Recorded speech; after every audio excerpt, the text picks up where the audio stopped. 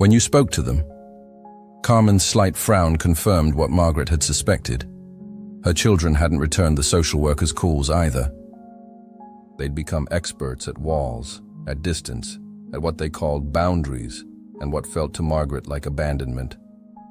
Sometimes, Carmen chose her words carefully, family dynamics are complicated by things left unsaid for too long.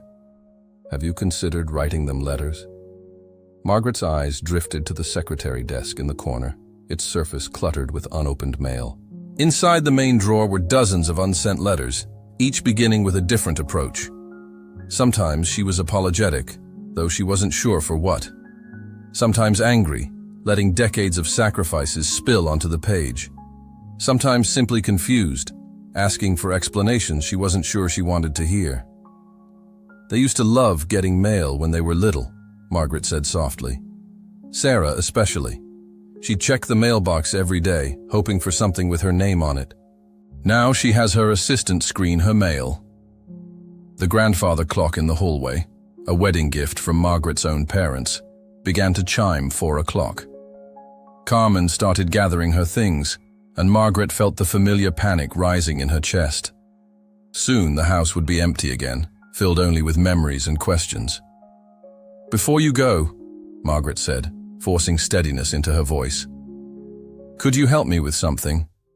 There's a box in the attic. Old photographs I've been meaning to organize."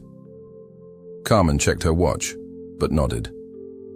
As they climbed the stairs, Margaret leaning heavily on the banister, she couldn't help but remember how David used to slide down these same rails, despite her constant warnings. How Sarah had once fallen and knocked out a baby tooth, leading to a midnight emergency dental visit. How Michael had helped her carry boxes up here after John's funeral, both of them too grief-stricken to properly sort through his belongings. The attic air was thick with dust and decades of accumulated life. Margaret made her way to a corner where several boxes sat labeled in her neat handwriting. Christmas 1992, school projects, baby clothes. "I've been thinking," she said, running her hand along a box's edge, "about donating some of these things to young families who might need them." Carmen helped her lift down a box, and together they sat on the attic floor, surrounded by the physical artifacts of a family that now existed only in Margaret's memory. As she opened the first box, a familiar scent wafted up, a mixture of mothballs and old paper that somehow smelled like time itself. Inside